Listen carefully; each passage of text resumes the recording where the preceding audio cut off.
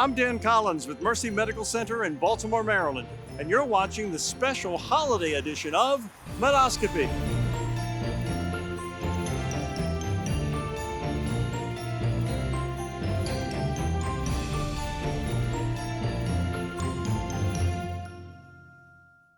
As we embark on the holiday season, we at Mercy wish to extend to you, our viewers, the warmest season's greetings as Medoscopy completes another year.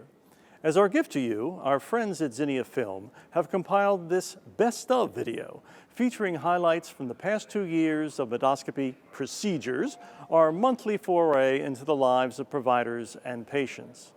We'll begin with our very first Medoscopy guest, Mercy pediatrician Dr. Ashanti Woods, as he explains his love of aviation and the film Top Gun.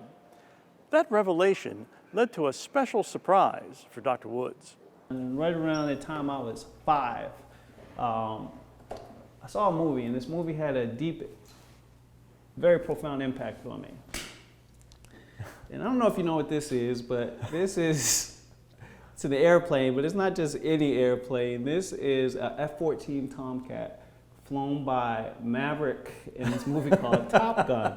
And maybe, perhaps I was too young to be watching this movie at 5 or 6, so it goes back to that same village. I wanted to be a fighter pilot growing up for the longest time. And so probably around, again, 5 or 6, I had this fascination with aviation. We had a little something we wanted to give you. You guys are to thank you for coming in on your vacation and everything gosh. else that you did. So, oh my goodness gracious. Okay, if I open, first of all, it's absolutely beautiful. But so you guys, please open up. oh my goodness. Holy smokes. You guys are too thoughtful. I love it. This is like the real deal. You got Maverick in the front, Goose in the back. This is amazing. Thank you very, very much. They say any accident you can walk away from is never that bad. However, bad is a relative term, as we discovered in this chilling story from Mercy Family Medicine physician, Dr. Catherine Bowling. Came into my lane, which was, you can't even imagine when a huge truck comes into your lane and you're like a little car. It felt like I was a minnow and this was a whale. And I moved over into the fast lane and he kept coming, and I moved to the side and he kept coming, and I thought, I'm gonna be crushed. But it wasn't like I was scared. It was like there was nothing I could do. And then he hit me, and I remember feeling myself being thrown all around, and then I stopped, and there was particulate all in my car because all my airbags had deployed, and I went, oh my God, I'm still alive. Maybe I should take my seatbelt off and get out of the car. So I reached down to take my belt off, and I see this flicker, and at first I was like, it's nothing. And then I went, oh no, it's not nothing, it's a fire. You gotta find the door handle and get out of this car or you're gonna die. And so I felt around, I found the handle, I turned sideways and I kicked the door with all my might. I didn't know if it would open or not, and it flew open and slammed shut. And I went, oh, I'm on an angle. My car was like this, and I didn't know I was on an angle because it was so, discombobulating to be hit by a truck. And so I knew I had one more chance to get out. So I kicked the door with my right foot, holding it open, and I was like, I'm gonna try to throw myself out. And I heard this man say, grab my arm. So I threw my arm out, and he grabbed me and pulled me out onto the other side of the freeway. And I went down on the ground. His wife helped me up. I took a couple steps. My car exploded, and then I realized I was hurt, and I fell onto the ground and said, I'm hurt. I knew I had some fractures at that point.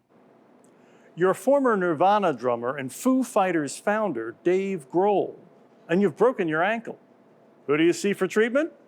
Dr. Lou Schoen, Director of Orthopedic Innovation at the Institute for Foot and Ankle Reconstruction at Mercy, of course.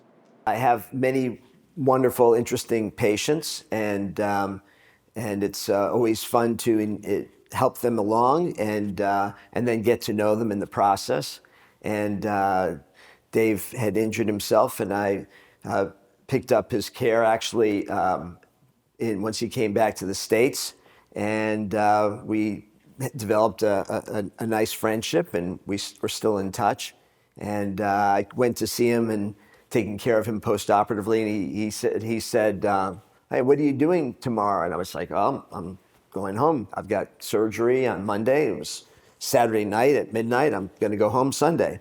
He said, well, why don't you stay and perform? And I'm like, well, that's really very nice, but no, thank you. You know, I really didn't think that performing in Fenway in front of over 35,000 people was a great idea. I mean, I have a rock and roll band, have had it since 1998, and we do play songs, but we're on a little different scale than the Foo Fighters. But he insisted that I do it. I kept refusing. And finally, he said, he's not taking no for an answer. What songs do? I list these great songs that I actually do, and he nixes them all. And I'm like, okay, now we got something weird happening. You know, he asked me to do it, and he's nixing my songs. And it wasn't like I was doing Frank Sinatra. I was doing some really good stuff. And he said, well, do you do anything Boston or Fenway? And I'm like, obviously he thinks like I've got this catalog of thousands of songs that I could just pick a few from the Boston category. And I did, but none that I would sing. And then I realized I did Seven Nation Army with my band, the Stimulators. And I said, well, that's a stadium song. And he goes, oh, that's great. So the next day, at around 7:45, curtain time was 8:00. He called me. He says, oh, okay, we're going to rehearse. Up until that point, there was no rehearsal. I didn't know what key they were going to do. I was going to play the keyboards, but I hadn't really played with their keys. Now, there's different keyboards, so you don't want to just show up and start figuring out the keyboard. So I said, okay, I'm not going to play the keyboard. It was, 0 hour, and Rami Jaffe was playing the keyboards from the Wallflower. So I was like, we've got this covered. I think we're going to be fine. So I did it. We did it once, and then we did a start and stop, kind of the beginning and end of it, and then we did it during the show. And he introduced the band and then brought me out. It was a lot of fun and a great experience. And then, as you know, 3 years later, I had a little return engagement in Fenway.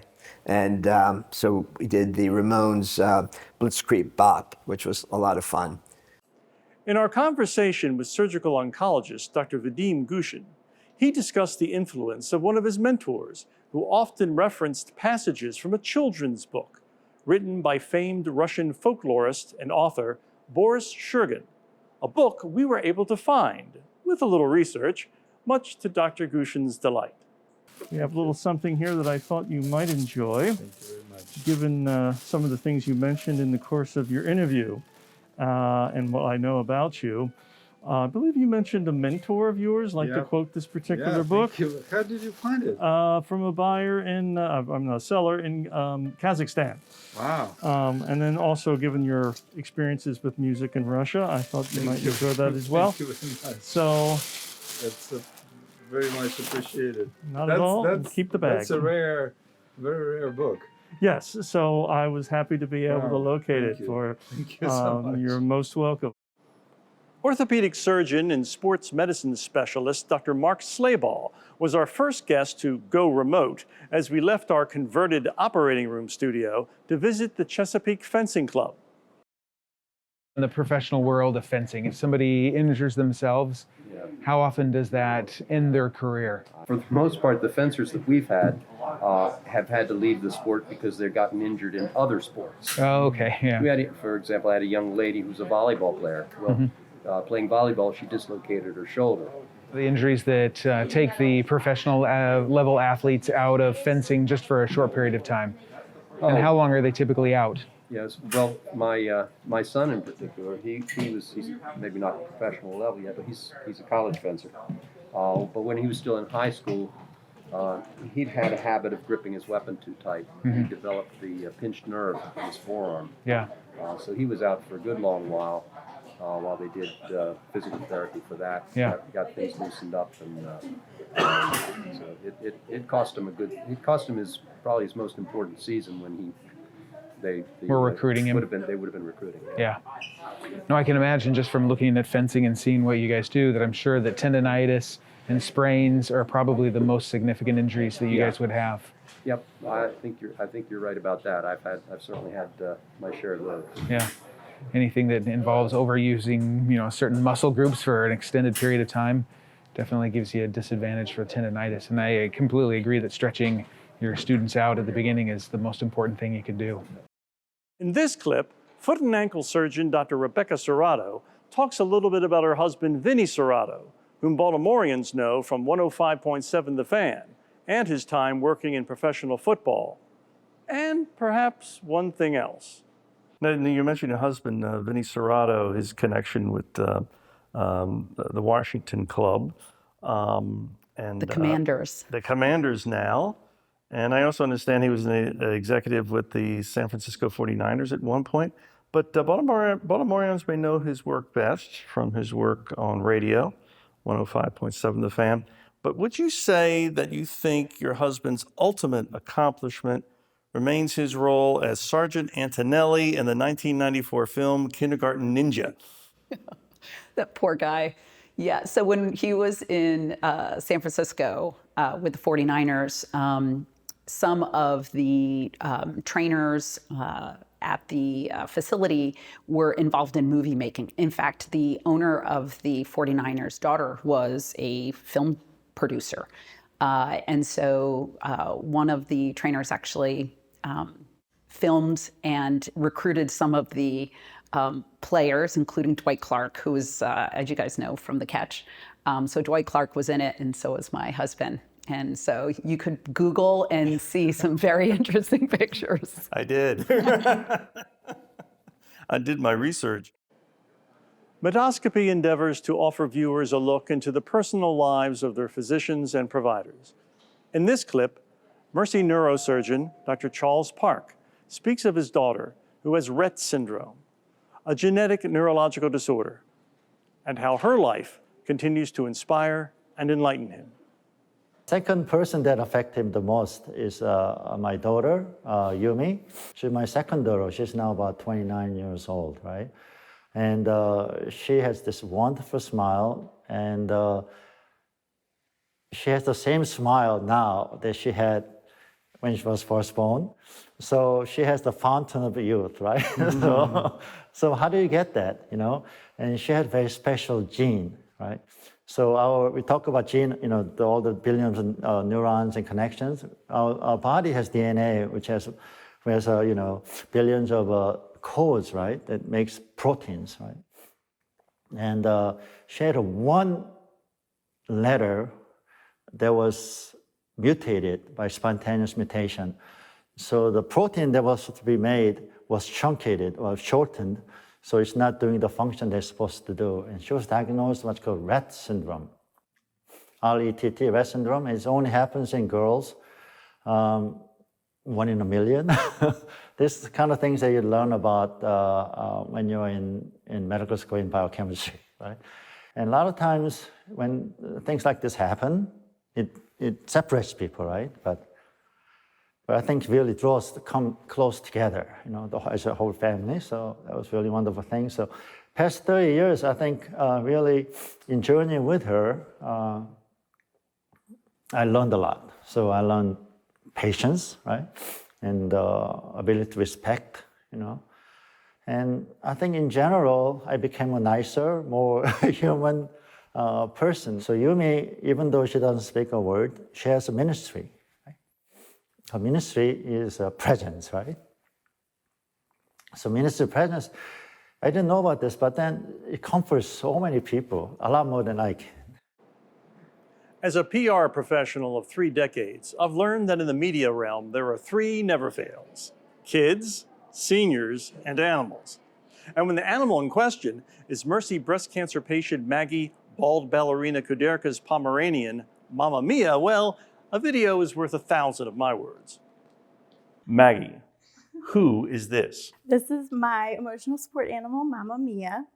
I got her a few years ago when I had news of a really bad progression, and I was really depressed. I was crying every day. And our breeder, who we had gotten dogs from before, had her available. And we jumped at the chance to get her because she just brings a smile to everyone's face when you see her. And the moment we went to pick her up, my life changed. She brought happiness, joy, and I call her my daughter because while I can't have a physical daughter, I've watched her grow up. And we do fun dog events, she does running events, and she does tricks. She can do tricks out the wazoo, but she's just someone who always brings joy to my life, as you can see. She's a little ball of fur and energy, and she loves any attention she can get. Yeah, I've seen on your page and your posts on Facebook, dog shows and so forth.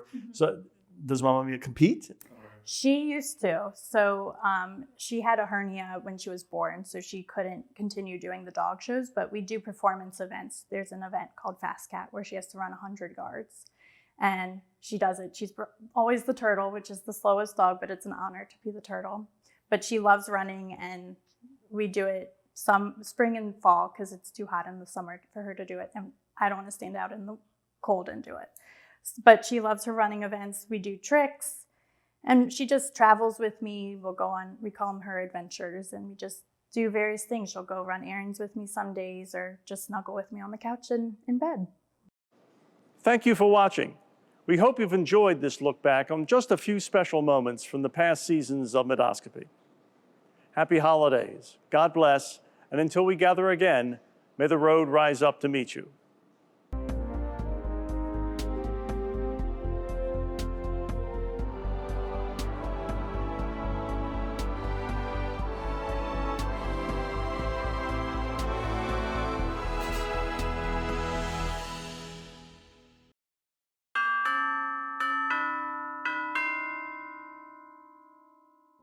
I recently came across a piece in Modern Healthcare magazine that speaks to why we do the Medoscopy program. I'll read a quote from the article. Healthcare providers are struggling to get patients to tell them about problems they face outside of the exam room. Providers want patients to tell them about their social needs, but confront mistrust, shame, and other obstacles to people sharing unflattering details about their personal lives, said Lauren Barca, Vice President of Quality at 86 Borders, a patient engagement vendor. As I read this, I was instantly reminded of a past guest on this program who said, "I have patients telling me things on their third or fourth visit that I really needed to know on their first." Medoscopy seeks to break down the barriers that may exist between patients and their providers, so there is an environment where that all-important revelation is made on the first visit and not on the fourth or fifth. So how do we make doctors more approachable? The process less intimidating? By providing a forum where you can meet our providers in a non-exam room setting. Here, you see our guests as simply people, human beings with families, hobbies, causes for which they are passionate. We want to explore who they are and why they decided a career in medicine was their path to a happy life. In past programs, guests have talked about their love of travel, visiting foreign lands from China to Machu Picchu. Any place new may seem curious at first, and we may feel anxious. But wherever we go, we invariably find the familiar. With knowledge comes understanding, and as we relate, those feelings of anxiety fall away. So consider Medoscopy your ticket to the realm of medicine, your chance to get to know some of the people who dwell there. And when we're no longer strangers in a strange land, you may feel less anxious and instead excited about the healthcare journey you've now begun.